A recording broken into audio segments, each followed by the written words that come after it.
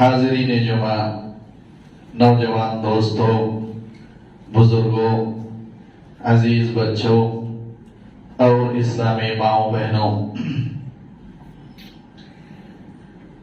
ہم سب کی زبان میں، ہمارے معاشرے میں، ہمارے گھروں میں اور ہمارے معاشرے میں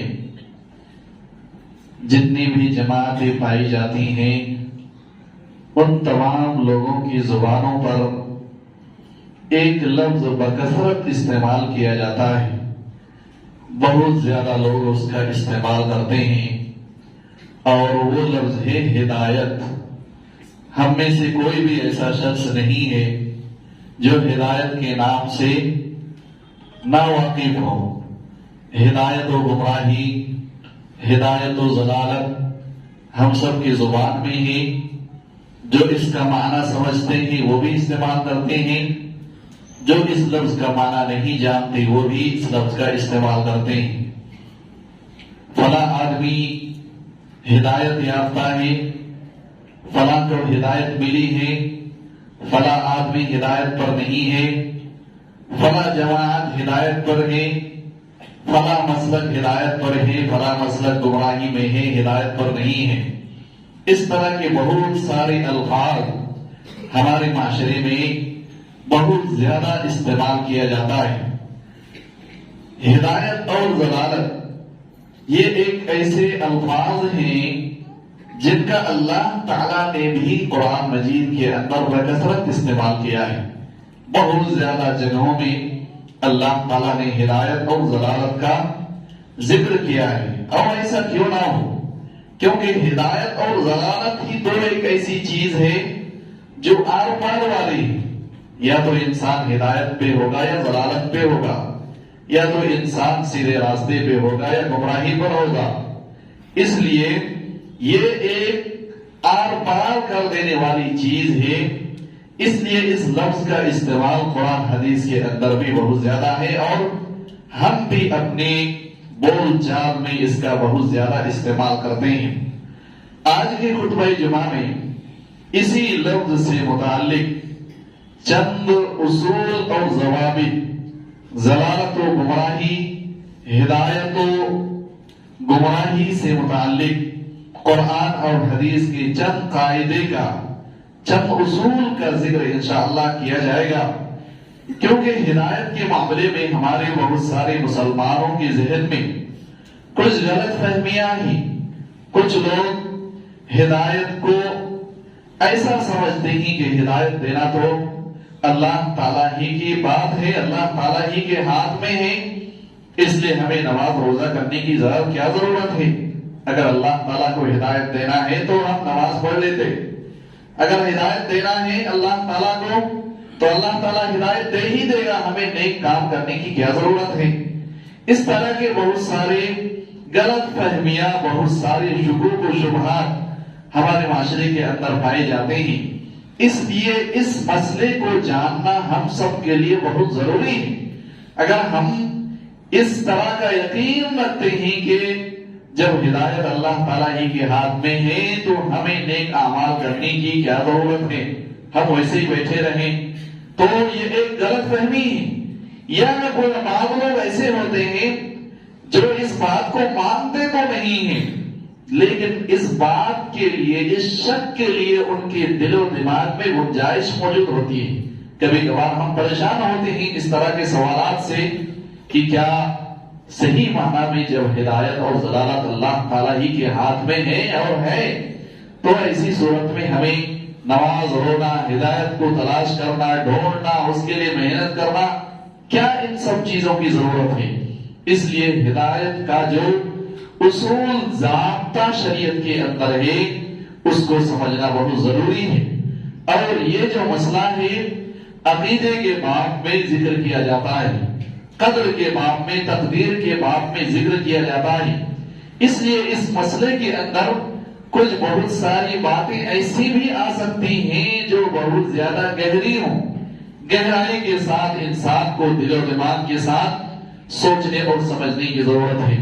آئیے سب سے پہلے دیکھتے ہیں کہ ہدایت کا قرآن اور حدیث کے اندر کیا معنی اور کیا مفہوم ہے، ہدایت کیا چیز ہے، اس سے کیا مراد ہے۔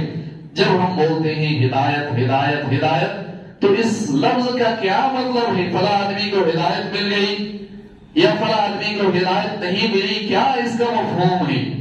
اس سلسلے میں مفسرین نے ہدایت کے، علماء کرام نے کئی معنی اپنے اپنے الفاظ میں بیان کیے ہیں۔ دو قول میں آپ کے سامنے پیش کر کے اس کا مفہوم واضح کرنے کی کوشش کروں گا۔ ہدایت کے بارے میں ایک مفسر رازی، ان کی تفسیر ہے تفسیر کے قرآن مجید کی تفسیر کے سلسلے میں یہ کہتے ہیں نور یقذف فی القلب فیحیا بہ القلب، کہ ہدایت ایک ایسا نور ہے، ایک ایسی روشنی ہے جو کسی بندے کے دل میں اللہ تعالیٰ ڈال دیتا ہے اور اس کا دل زندہ ہو جاتا ہے، مردہ دل زندہ ہو جاتا ہے، یہ ہدایت ہے۔ اس کا مفہوم یہ ہے کہ اللہ تعالیٰ کسی انسان کو نیک اعمال کی توفیق دے، اس کا دل مردہ سے زندہ ہو جاتا ہے، اس کو ہدایت کہا جاتا ہے۔ ہدایت کا معنی مفہوم سمجھنے کے لیے ایک اور قول جو ایک عالم دین صالح آل الشیخ کے نام سے ہیں، انہوں نے کہا کہ ان اللہ جل وعلا یجعل فی قلب العبد من الاعانة الخاصة على قبول الہدى، کہ ہدایت اس چیز کا نام ہے کہ اللہ تعالی کسی انسان کے دل میں ایک طرح کی مدد ڈال دیتا ہے جس کے ذریعے سے وہ ہدایت کو قبول کر لیتا ہے۔ یعنی اللہ تعالیٰ کی جانب سے مدد ہے نیک کام کو قبول کرنے اور نیک کام کو انجام دینے کا، اور آگے فرماتے ہیں ما لا یجعلہ لغیرہ، اور یہ مدد اللہ تعالیٰ کی جانب سے دوسرے کو نہیں ملتا۔ کالتوفیق اعانۃ خاصہ لمن اراد اللہ توفیقہ بحیث یقبل الہدی ویسعی فیہ، یہ بالکل اسی طرح ہے جس طرح کہ اللہ تعالیٰ کسی انسان کو توفیق دیتا ہے، خاص مدد کرتا ہے۔ جو شخص اللہ تعالیٰ کی توفیق طلب کرتا ہے، اللہ تعالیٰ کی کوئی توفیق مدد طلب کرے اور اللہ تعالیٰ اس کو اپنی توفیق اور مدد عطا فرمائے، اس کا مفہوم یہ ہے کہ وہ قبول حق کے لیے تیار ہوتا ہے، حق کو ایکسپٹ کرنے کے لیے، قبول کرنے کے لیے، اور حق کو تلاش کرنے کے لیے انسان کوشش شروع کر دیتا ہے، تو اس شخص کے بارے میں کہا جاتا ہے کہ یہ انسان ہدایت پر ہے۔ ان دونوں اقوال کا خلاصہ یہ ہے کہ ہدایت ایک ایسی چیز ہے جو اللہ تعالیٰ کی توفیق سے ہمیں ملتی ہے، اور وہ ہدایت جب ہمیں مل جاتی ہے تو نیک کام کرنے کی طرف ہمارے دلوں کے اندر موجود ہوتا ہے، نیک اعمال کرنے کا جذبہ ہمارے دل و دماغ میں آتا ہے، نیک کام کرنے کے لیے انسان راضی اور تیار ہوتا ہے، نیک کام کرنے کی دلچسپی انسان کے اندر پیدا ہو جاتا ہے۔ اور اس کو اگر ہم مثال سے سمجھیں، اگر کوئی ایک مومن اللہ تعالیٰ کی ندا اذان سننے کے بعد فجر کی نماز کے لیے اپنی نیند کو قربان کر کے اللہ تعالیٰ کی خاطر نماز کے لیے آتا ہے تو ہم کہتے ہیں فلاں آدمی کو ہدایت ملی۔ مطلب یہ ہے کہ اس کام کو کرنے کے لیے اس کے اندر دلچسپی موجود ہے اور اللہ تعالیٰ کی جانب سے توفیق بھی اس انسان کو حاصل ہے، اللہ تعالیٰ اس کی مدد کرتا ہے، اس لیے وہ نیند کو قربان کر کے نماز کے لیے آتا ہے۔ لہذا یہ ہدایت کا معنی اور مفہوم ہے۔ اب ہدایت کے علماء کرام نے بنیادی طور پر دو قسمیں کی ہیں، ہدایت کی دو قسمیں۔ ایک ہدایت کا معنی ہوتا ہے رہنمائی کرنا، بتانا، گائیڈنگ کرنا، اور اس کا ذکر اللہ تعالیٰ نے فرمایا انک لتہدی الی صراط مستقیم، اے نبی صلی اللہ علیہ وسلم آپ لوگوں کو سیدھے راستے کی رہنمائی کرتے ہیں، سیدھے راستے کی طرف آپ لوگوں کو بلاتے ہیں، سیدھا راستہ لوگوں کو دکھاتے ہیں۔ اس کو ہدایت ارشاد اور ہدایت توجیہ کہا جاتا ہے عربی زبان میں، یہ پہلی قسم ہے، اور یہ کسی کے ساتھ خاص نہیں ہے۔ یہی کام سارے عربی کرام نے کیا، لوگوں کو ہدایت کے راستے پہ لانا، سیدھا راستہ بتانا۔ یہی کام علماء کرام کرتے ہیں، اچھے راستے کی رہنمائی، اچھی باتیں بتاتے ہیں۔ اس کو ہدایت کا اسی لیے لوگ کہتے ہیں علماء کرام ہدایت کا کام کر رہے ہیں، مطلب ہدایت کی طرف لوگوں کو سیدھے راستے کی طرف بلاتے ہیں۔ ہدایت کی دوسری قسم جس کو ہدایت توفیق کہا جاتا ہے، ہدایت توفیق کا مطلب یہ ہے رہنمائی کرنا نہیں، ہدایت کی توفیق دینا، اور یہ صرف اللہ تعالیٰ کے ساتھ خاص ہے۔ کسی کو ہدایت کے راستے پہ لگا دینا، ہدایت کے راستے پہ چلا دینا، یہ کسی انسان کی بس میں نہیں، بلکہ یہ صرف کام اللہ تعالیٰ کا ہے۔ اللہ تعالیٰ جس کو چاہتا ہے ہدایت کے لیے مجبور کر دیتا ہے، ہدایت کا کام کرنا پڑتا ہے، جس کو نہیں چاہے اللہ تعالیٰ اس کو گمراہ کر دیتا ہے۔ اس لیے یہ ہدایت توفیق کسی نبی کو بھی اللہ تعالیٰ نے نہیں دیا، خود اللہ کے رسول صلی اللہ علیہ وسلم کو مخاطب کر کے اللہ تعالیٰ نے کہا إِنَّكَ لَا تَهْدِي مَنْ أَحْبَبْتَ وَلَكِنَّ اللَّهَ يَهْدِي مَن يَشَاءُ۔ اے نبی صلی اللہ علیہ وسلم، آپ جس کو چاہیں ہدایت کی توفیق دے دیں، یہ طاقت ہم نے آپ کو نہیں دی ہے، بلکہ اللہ تعالیٰ جس کو چاہتا ہے وہ ہدایت کی توفیق دیتا ہے، وہ ہدایت انسان کو دیتا ہے۔ آپ کا کام رہنمائی کرنا ہے، اچھی باتیں لوگوں کو بتانا ہے، قرآن حدیث لوگوں تک پہنچانا ہے، لیکن قرآن حدیث پہ چلنے کے لیے انسان کو چلانے اس راستے پہ یہ کام صرف اور صرف اللہ تعالیٰ کا ہے۔ اور یہ آیت اس وقت نازل ہوئی جب اللہ کے رسول صلی اللہ علیہ وسلم کی چچا ابو طالب کا انتقال کفر کی حالت میں ہوا۔ آپ صلی اللہ علیہ وسلم پریشان ہوئے کہ چچا کا انتقال کفر کی حالت میں، جس چچا نے زندگی بھر میری مدد کی، مسلمانوں کی مدد کی، دشمنوں سے اللہ کے رسول صلی اللہ علیہ وسلم کی حفاظت کی، ان کو ہدایت نہیں مل رہی ہے، اس وجہ سے اللہ کے رسول صلی اللہ علیہ وسلم پریشان تھے کہ ان کو ہدایت مل جاتی تو میں اللہ تعالیٰ سے دعا کر کے، اللہ تعالیٰ سے گزارش کر کے ان کو جنت میں داخل کرنے کی کوشش کرتا۔ اللہ تعالیٰ نے کہا آپ جس کو چاہیں ہدایت نہیں دے سکتے ہیں۔ یہاں پہ یہ بات بھی ہمیں سمجھ میں آتی ہے کہ ہدایت ایک ایسی چیز ہے، اللہ جس کو چاہتا ہے اسی کو دیتا ہے، نہ یہ نبی کی بس میں ہے، نہ کسی رسول کے بس میں ہے، نہ کسی آدمی کے بس میں ہے۔ اور یہاں سے ایک بات اور ملتی ہے، ضروری نہیں ہے کہ ہر نیک کام کرنے والے کو ہدایت بھی مل جائے۔ کوئی اچھا کام تھوڑا کر لے، ضروری نہیں ہے کہ ہدایت اسے مل جائے۔ ابو طالب نے بہت مدد کی اللہ کے رسول صلی اللہ علیہ وسلم کی، دشمنوں سے مقابلہ کیا، دشمنی مول لی لوگوں کی، مسلمانوں کی مدد کی، یہ سارے نیک کام کیے، لیکن ہدایت ان کو نصیب نہیں ہوئی۔ تو یہ ہدایت کی دو قسمیں ہیں، ایک ہدایت ارشاد کہا جاتا ہے جو سب لوگ کرتے ہیں، سارے مسلمان کو کرنا چاہیے، بھلائی کا حکم دینا، رہنمائی کرنا، اور ایک ہدایت توفیق، ہدایت کی توفیق دینا، یہ صرف اور صرف اللہ تعالیٰ کے ہاتھ میں ہے، یہ کسی انسان کے بس میں نہیں ہے۔ اب آئیے دیکھتے ہیں کہ اس ہدایت سے متعلق کیا اصول اور ضابطے شریعت کے اندر ہے۔ اس سلسلے میں کئی اصول ضابطے علماء کرام نے بیان کیے ہیں۔ ان میں سے سب سے پہلا ضابطہ قاعدہ ہدایت کا یہ ہے کہ ہدایت صرف اور صرف اللہ تعالیٰ کا فضل و کرم ہے، اور یہ صرف اللہ تعالیٰ کی نعمت ہے، یہ کسی انسان کی کمائی ہوئی دولت نہیں ہے، یہ انسان کے اعمال کی قیمت نہیں ہے، یہ کسی انسان کے نماز پڑھنے کا بدلہ نہیں ہے۔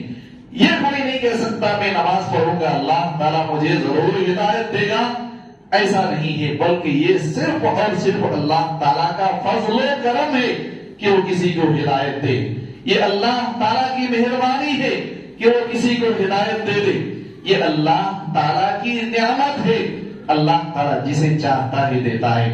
اسی لیے اللہ تعالیٰ نے قرآن مجید کے اندر فرمایا وَلَكِنَّ اللَّهَ حَبَّبَ إِلَيْكُمُ الْإِيمَانَ، اے مسلمانوں تمہارے دلوں کے اندر اللہ تعالیٰ نے ایمان کو پسندیدہ بنا دیا ہے، تمہیں ایمان کی ہدایت دی اللہ تعالیٰ نے، وَزَيَّنَهُ فِي قُلُوبِكُمْ، اور تمہارے دلوں کے اندر ایمان کو خوبصورت بنا کر پیش کیا، ایمان کی ہدایت تمہارے دلوں میں ڈالی، وَكَرَّهَ إِلَيْكُمُ الْكُفْرَ وَالْفُسُوقَ وَالْعِصْيَانَ، اور تمہارے دلوں کے اندر اللہ نے کفر کی نفرت ڈال دی، گناہ کی نفرت ڈال دی، جب گناہوں کے کاموں سے تمہارے دلوں کے اندر عداوت پیدا کیا، گناہ کا کام دیکھ کے تمہیں غصہ آ جائے، نفرت آ جائے، یہ کام کس نے کیا؟ اللہ تعالیٰ نے کیا۔ اولئک هم الراشدون، جو ایسے لوگ ہیں یہ ہدایت پر ہیں۔ کون لوگ؟ جن کے دلوں میں ایمان کی محبت ہو، ایمان سے لگاؤ ہو، کفر سے، نفاق سے، گناہ کے کام سے دشمنی ہو، ایسے لوگوں کو اللہ نے کہا یہ ہدایت یافتہ ہے۔ اس کے بعد اللہ نے کہا فضلا من اللہ ونعما، اور یہ ہدایت کس کی جانب سے ہے؟ اللہ تعالیٰ کی جانب سے فضل ہے اور اللہ کی جانب سے نعمت ہے۔ واللہ علیم حکیم، اور اللہ تعالیٰ جاننے والا ہے، جانتا ہے کون اس فضل کا حقدار ہے، کون ہدایت کا حقدار ہے، کون ہدایت کا حقدار نہیں ہے۔ اللہ تعالیٰ کسی کو ہدایت دیتا ہے تو اس کے پیچھے بھی حکمت ہے، اور اللہ تعالیٰ کسی کو اگر گمراہ کر دیتا ہے اس کے پیچھے بھی حکمت ہے۔ اس لیے اللہ نے کہا واللہ علیم حکیم، اللہ تعالیٰ علم والا ہی، جانتا ہے کہ اس ہدایت کا لائق آدمی کون ہے، اس ہدایت کے لیے مناسب جگہ کون سی ہے، وہ جاننے والا ہے۔ جس کو ہدایت دیتا ہے اللہ تعالیٰ اس کے پیچھے کیا حکمت ہے، فلاں آدمی کو ہدایت دی اللہ نے، اس کے پیچھے کیا حکمت ہے اللہ تعالیٰ جانتا ہے۔ کسی کو گمراہ کرتا ہے اس کے پیچھے بھی کوئی حکمت ہوتی ہے، وہ حکمت کبھی ہمیں معلوم ہوتی ہے اور کبھی معلوم نہیں ہوتی ہے، لیکن ہر ہدایت اور ہر گمراہی کے پیچھے اللہ تعالیٰ کی حکمت اور مصلحت ہوتی ہے۔ یہاں پہ اس چیز کو نشاندہی کرنا ضروری ہے۔ بہت سارے لوگ یہ سمجھتے ہیں کہ کچھ کام ایسے اللہ تعالیٰ انجام دیتا ہے جس کے پیچھے کوئی حکمت نہیں ہوتی، اللہ چاہا، اللہ تعالیٰ نے چاہا گمراہ کر دیا، نہیں، اللہ تعالیٰ چاہتا ہے گمراہ کرتا ہے، لیکن ہر گمراہی یا ہر ہدایت کے پیچھے کوئی نہ کوئی حکمت ضرور ہوتی۔ کوئی بھی کام اللہ تعالیٰ کا بغیر حکمت کے، بغیر مصلحت کے نہیں ہوتا۔ یہ قانون، یہ ضابطہ ہمیشہ ہمیں اپنے ذہن میں رکھنا چاہیے۔ یہ نہیں کہ بعض کام کی حکمت ہے، بعض کی حکمت نہیں، ہر کام کے پیچھے حکمت ہے، لیکن اس حکمت کا علم کبھی ہمیں ہوتا اور کبھی اس حکمت کا علم نہیں ہوتا۔ اس لیے اللہ نے کہا واللہ علیم حکیم، اللہ تعالیٰ جاننے والا ہے اور وہ حکمت والا ہے۔ ہر گمراہی، ہر ہدایت کے پیچھے کیا حکمت ہے اللہ تعالیٰ اس کو اچھی طرح جانتا ہے۔ یہ پہلا اصول ہے کہ ہدایت صرف اور صرف اللہ تعالیٰ کا فضل ہے۔ اب دوسرا اصل، یہ دوسرا قاعدہ ہدایت کا یہ ہے کہ جب ہدایت صرف اللہ تعالیٰ کی دولت ہے، صرف اللہ تعالیٰ کا فضل ہے، اگر یہ دولت اور یہ فضل اور یہ نعمت اللہ تعالیٰ اگر کسی کو نہ دے تو کیا وہ ظالم ہوگا؟ اپنی دولت اگر کوئی آپ کسی کو نہ دے تو کیا آپ ظالم ہوں گے؟ نہیں، اللہ کی ہدایت ہے، اس کا مکمل مالک اللہ تعالیٰ ہے۔ اس لیے اگر کسی کو ہدایت نہیں ملتی ہے تو وہ بندہ یہ نہیں کہہ سکتا کہ اللہ تعالیٰ نے میرے اوپر ظلم کیا ہے۔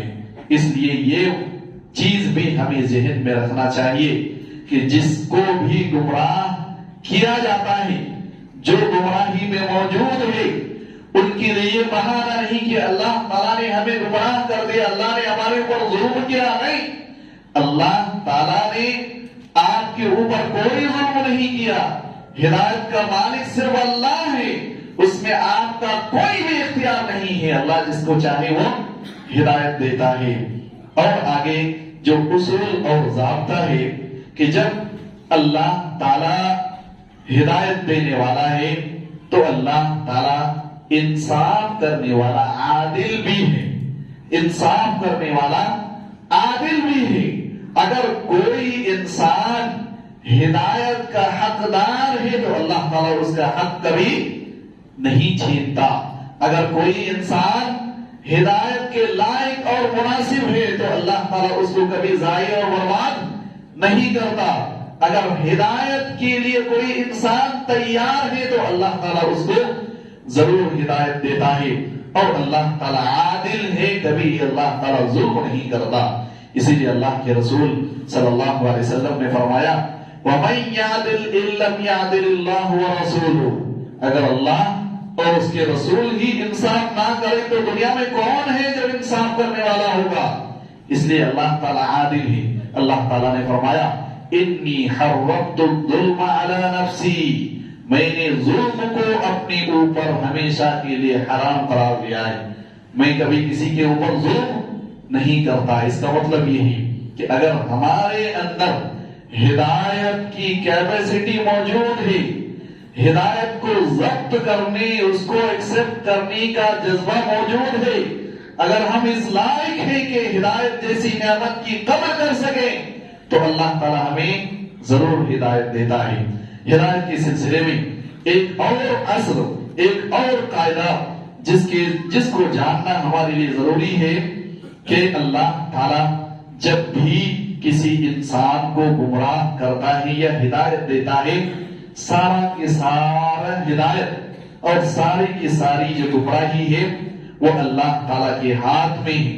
لیکن ہدایت کو قبول کرنا یا گمراہی کو قبول کرنا یہ انسان کے اختیار میں ہے. ہدایت کا مالک صرف اللہ تعالیٰ ہے. اسی طرح سے گمراہی کا مالک بھی اللہ تعالیٰ, جس کو چاہتا ہے گمراہ کرتا ہے. لیکن ہدایت کو قبول کرنا یا گمراہی کو قبول کرنا یہ انسان کو اللہ تعالیٰ نے اختیار دیا ہے. اِنَّا هَدَيْنَاهُ السَّبِيلَ إِمَّا شَاكِرًا وَإِمَّا كَفُورًا. ہم نے انسان کو دونوں راستہ دکھایا, ایک ناشکری کا راستہ اور ایک شکر گزاری کا راستہ. انسان کو اختیار دیا کون سا راستہ وہ اختیار کرتا ہے. اسلام کا راستہ دیا, کفر کا راستہ دیا, کون سا راستہ اختیار کرتا ہے یہ انسان کے اپنے اختیار میں ہے. اس لیے اللہ تعالیٰ کے ہاتھ میں تو ہدایت ہے, اللہ تعالیٰ کے ہاتھ میں تو ضلالت گمراہی ہے, اللہ تعالیٰ ہی ساری چیزوں کا مالک ہے. لیکن ہدایت کو قبول کرنے یا گمراہی کو قبول کرنے کا اختیار اللہ تعالیٰ نے انسان کو دیا ہے. اس لیے انسان کے پاس بہانہ نہیں, اللہ کے پاس ہدایت کا اختیار تھا. جس کو ہدایت دیا ہمیں کیا, ہم گمراہی میں رہے ہمیں کیا نہیں. اللہ تعالیٰ نے آپ کو اختیار دیا, ہدایت کو قبول کر رہے ہیں یا گمراہی کو قبول کر رہے ہیں. اب سوال یہ ہے کہ کیا جب ہدایت صرف اللہ تعالیٰ کے ہاتھ میں ہے تو کیا ہمیں ہدایت کے لیے محنت کرنے کی ضرورت ہے, یا ہم بس اللہ تعالیٰ پہ بھروسہ کریں اور کہیں جب اللہ تعالیٰ ہی ہدایت کا مالک ہے, وہ جسے چاہے ہدایت دے دیتا ہے, تو ہمیں محنت کرنے کی کیا ضرورت ہے. یہ ایسا مسئلہ ہے جو سب سے زیادہ ہمارے معاشرے میں موجود ہے. نماز کے لیے کہیں اللہ جب چاہے گا میں نمازی بن جاؤں گا, نماز کے لیے آ جاؤں گا. ہدایت کی باتیں کرنے, قرآن پڑھنے کی باتیں کریں, اللہ چاہے گا تو انشاءاللہ پڑھ لوں گا. ہدایت کی باتیں سنیں, علم حاصل کریں, اللہ جب چاہے گا علم حاصل, ہدایت ہمیں مل جائے گی, علم حاصل کر لیں گے. سب اپنی غلطیوں کا سارا بوجھ اس بہانے کے نیچے سے ہم کہتے ہیں کہ سب اللہ تعالیٰ کے ہاتھ میں ہے, اس لیے ہمیں کچھ کرنے کی ضرورت ہے. لیکن اس سلسلے میں چند چیزیں یاد رکھنے کی ضرورت ہے.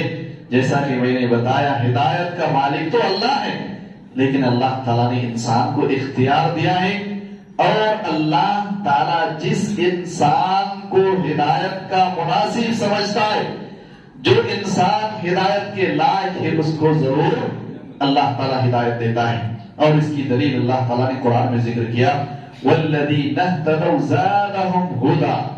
جو لوگ ہدایت کی تلاش میں ہوتے ہیں اللہ تعالیٰ ان کو ہدایت دیتا ہے. اللہ تعالیٰ نے فرمایا فَأَمَّا مَنْ أَعْطَىٰ وَاتَّقَىٰ وَصَدَّقَ بِالْحُسْنَىٰ. جس نے اللہ تعالیٰ کے راستے میں خرچ کیا, اللہ تعالیٰ کا تقوی اختیار کیا, وَصَدَّقَ بِالْحُسْنَىٰ, جنت کی تصدیق کی, اللہ تعالیٰ نیک اعمال کا بہتر بدلہ دیا، اس کی تصدیق کی، فَسَنُيَسِّرُهُ لِلْيُسْرَىٰ، تو نیک کام کرنا ہم، اللہ تعالیٰ کہہ رہا ہے نیک کام کرنا ہم اس کے لیے آسان کر دیں گے۔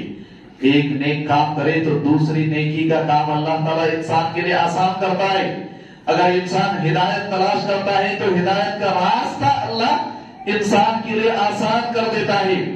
اور دوسری جگہ اللہ نے فرمایا وَالَّذِينَ جَاهَدُوا فِينَا لَنَهْدِيَنَّهُمْ سُبُلَنَا، جو لوگ میری ہدایت پر یا میرے سلسلے میں میرے راستے کو تلاش کرنے میں محنتیں کرتے ہیں، مشقتیں کرتے ہیں، لَنَهْدِيَنَّهُمْ سُبُلَنَا، ہم ایسے لوگوں کو اپنا راستہ دکھا دیتے ہیں جو ہدایت کی طرف گواہ ہو، جو ہدایت کے لیے محنت کرے، جو ہدایت کے لیے دوڑ بھاگ کرے، جو ہدایت کے لیے اپنا وقت لگائے، جو اپنے آپ کو ہدایت کا حقدار بنائے، تو اللہ تعالیٰ کہہ رہا ہے کہ ہم ایسے لوگوں کو ضرور ہدایت دیتے ہیں۔ اس لیے ہمارے پاس یہ بہانہ نہیں کہ ہم اللہ تعالیٰ کے اوپر چھوڑ دیں اور کہیں کہ ہدایت تو اللہ تعالیٰ کے پاس تھا، جس کو دینا تھا دیا، آپ نے کیوں نہیں لیا؟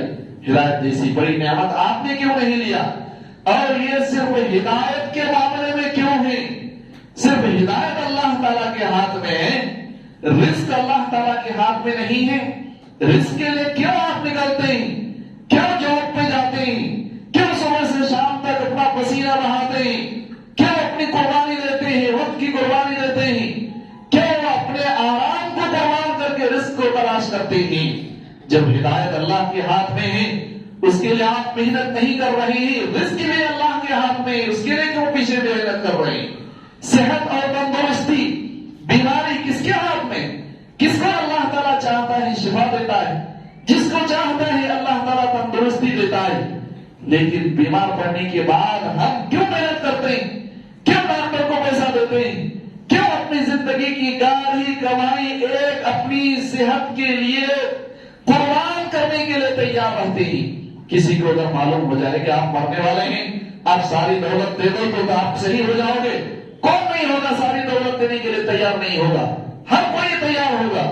کیوں تیار ہو رہے ہیں؟ موت اور حیات اللہ تعالیٰ کے پاس لکھا ہوا نہیں ہے؟ اللہ تعالیٰ موت اور حیات کا مالک نہیں ہے؟ آپ ہدایت کے معاملے یہ بات کر رہے ہیں اللہ کے ہاتھ میں ہے، جس کو چاہے ہدایت دے گا۔ صحت اور تندرستی شفا بھی اللہ کے ہاتھ میں ہے، وہ جس کو چاہے گا دے گا۔ اس کے پیچھے کیوں آپ محنت کر رہے ہیں؟ اور موت حیات بھی تو اللہ تعالیٰ کے ہاتھ میں ہے۔ کتنے بار ہم بچنے کی کوشش کرتے ہیں، ہمارا ہاتھ نہ ٹوٹ جائے، ہمارا پیر نہ ٹوٹ جائے، ایکسیڈنٹ میں ہم مر نہ جائیں، ہماری جان نہ چلی جائے۔ انسان اپنی جان کی حفاظت کے لیے کیا نہیں کرتا، کیا نہیں کرتا؟ سب کچھ اپنی جان کو بچانے کے لیے، اپنی جان بچانے کے لیے کرتا ہے، جبکہ اس کو معلوم ہے کہ موت اور حیات، زندگی اللہ تعالیٰ کے پاس لکھا ہے۔ اللہ تعالیٰ جانتا ہے، جب چاہے انسان کو موت دیتا ہے، سب کچھ کا مالک اللہ تعالیٰ ہے۔ اس کے باوجود ہم کیوں موت سے بچنے کے لیے کوشش کر رہے ہیں؟ کیوں اس کے لیے محنت کرتے ہیں؟ ہدایت کے معاملے میں بھی ہمیں محنت کرنا چاہیے، اور یہ بہانے ہم اللہ تعالیٰ کے پاس پیش نہیں کر سکتے ہیں۔ اللہ تعالیٰ نے یہ کہا کہ جو شخص ہدایت کے لیے محنت کرتا ہے، ہم اس شخص کو ہدایت دیتے ہیں۔ اللہ کبھی خلاف ورزی نہیں کرتا، وعدہ خلافی نہیں کرتا، کسی انسان کے ساتھ ظلم نہیں کرتا۔ اس لیے ہمیں کوشش کرنی چاہیے ہدایت کے جو راستے ہیں ان کو ڈھونڈیں، ہدایت کے جو کام ہیں ان کو ڈھونڈیں، ان کو کرنے کی کوشش کریں۔ اس کے بعد ایک آخری چیز آپ کے سامنے پیش کرنے کی کوشش کریں گے، جو آیات سورۃ الحجرات کی ابتدا میں پڑھی گئی ہے۔ اس میں اللہ نے کہا کہ ہدایت اللہ تعالیٰ کی نعمت ہے، بڑی نعمت ہے، اللہ تعالیٰ کا فضل ہے، یہ اللہ تعالیٰ کی جانب سے رحمت ہے، یہ دنیا کی سب سے قیمتی چیز ہے ہدایت ہمارے لیے۔ اسی لیے ہر فرض نماز، سنت نماز، نوافل میں، ہر نماز کی ہر رکعت میں اس ہدایت کی دعا کے لیے ہمیں حکم دیا گیا ہے، اہدنا الصراط المستقیم۔ یہ ہمارے لیے دنیا کی سب سے بڑی دولت ہے۔ جب اللہ تعالیٰ کی یہ سب سے بڑی دولت ہمارے لیے، جب یہ سب سے بڑی نعمت ہے، جب یہ سب سے قیمتی سرمایہ ہے ہمارے لیے، تو اللہ تعالیٰ کیا اتنی بڑی دولت ہر ایک ایرے گہرے نتھو خیرے کو دے گا؟ ہر ایک انسان کو یہ ہدایت دے دے گا اللہ تعالیٰ؟ کیا ہر انسان اس کا حقدار ہے؟ کیا ہر انسان اس ہدایت کا مستحق ہے؟ کیا ہر ایک انسان اس ہدایت کی قدر کر سکتا ہے، اس ہدایت کا حق پہچان سکتا ہے؟ تو اللہ تعالیٰ کس کو ہدایت دیتا ہے؟ جو اس ہدایت کی قدر کرنے والا ہے، جو ہدایت کو جاننے والا ہے، جو اس نعمت کو سنبھال کے رکھنے والا ہے، جو اس لائق ہے، اللہ تعالیٰ اسی کو ہدایت دیتا ہے۔ اگر آپ بہترین خوشبو لے کے آئے، عطر لے کے آئے، عود لے کے آئے اور کسی کوڑے دان میں، ڈسٹ بین میں عطر لگائیں تو کیا یہ مناسب ہے؟ عقل میں آنے والی بات ہے۔ آپ سونے کی ہار بنائیں اور سونے کی ہار لا کے کسی خنزیر کے گلے میں لٹکائیں تو آپ کو کیا کوئی ہوشیار عقل مند کہے گا؟ کیا کہے گا کہ سونے کی ہار آپ نئی نبی دلہن کو، آپ کی سب سے قیمتی دولت کو آپ شادی کی خوشی کے موقع سے ایک عورت کے گلے میں ڈالیے، یہ اس کا صحیح جگہ ہے؟ کیا ہدایت جیسی نعمت اللہ تعالیٰ ہر ایسے انسان کو ڈال دے گا؟ ہدایت ہر ایک انسان کو دے گا جو کوڑے دان ہو، جو خنزیر کا گلا ہو، جو خنزیر ہو، جو اس لائق نہیں ہے کہ اس کی ہدایت دیا جائے، نہ وہ ہدایت کے لیے تڑپتا ہے، نہ ہدایت اپنے لیے ضروری سمجھتا ہے، نہ ہدایت ملنے کے بعد اس کو سنبھال کے رکھ سکتا ہے، ایسے آدمی کو اللہ تعالیٰ ہدایت کیوں نہیں دے گا؟ کیوں دے گا اللہ تعالیٰ ایسے لوگوں کو ہدایت؟ اللہ تعالیٰ کی ہدایت کے لیے اللہ تعالیٰ مناسب لوگوں کا انتخاب کرتا ہے۔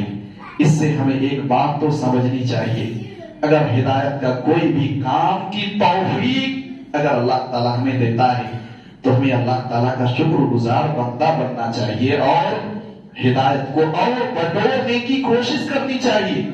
جب ہدایت کے خزانے میں سے اللہ تعالیٰ کوئی ایک چھوٹا خزانہ ہمیں دیتا ہے تو ہمیں سمجھنا چاہیے اللہ تعالیٰ ہمیں خزانہ دینا چاہتا ہے، اللہ تعالیٰ ہمیں اس لائق سمجھ رہا ہے، تیار کر رہا ہے ہدایت کو قبول کرنے کے لیے، اس لیے ہمیں اپنے آپ کو بھی اس ہدایت کو قبول کرنے کے لیے تیار کرنا چاہیے۔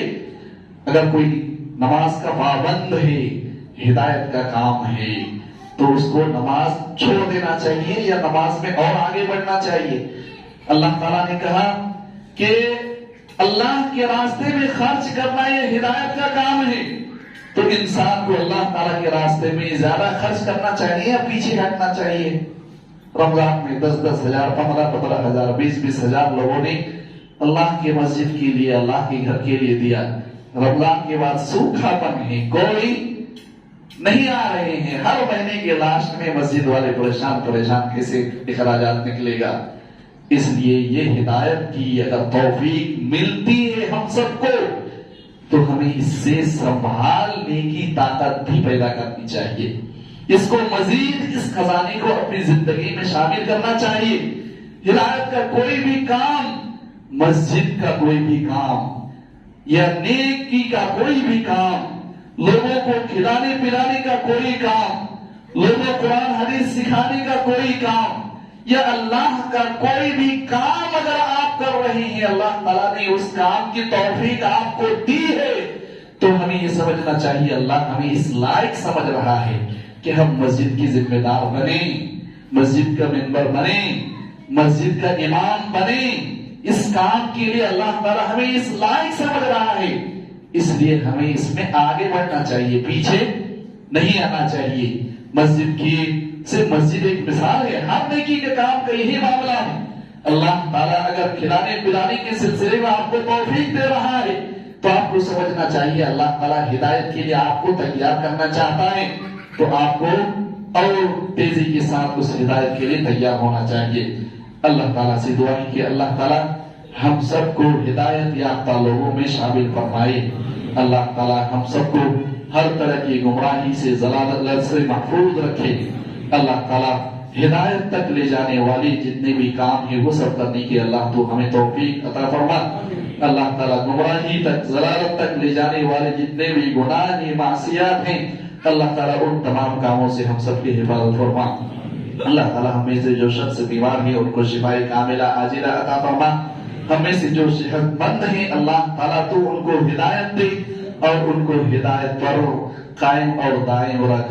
اللہم ارنا الحق حقا وارزقنا اتباعا وارنا الباطل باطلا وارزقنا اجتنابا. بارك الله لنا ولكم في القرآن المجيد ونفعني وإياكم بالآيات والذكر الحميد إنه تعالى جواد كريم ملك بر رؤوف رحيم.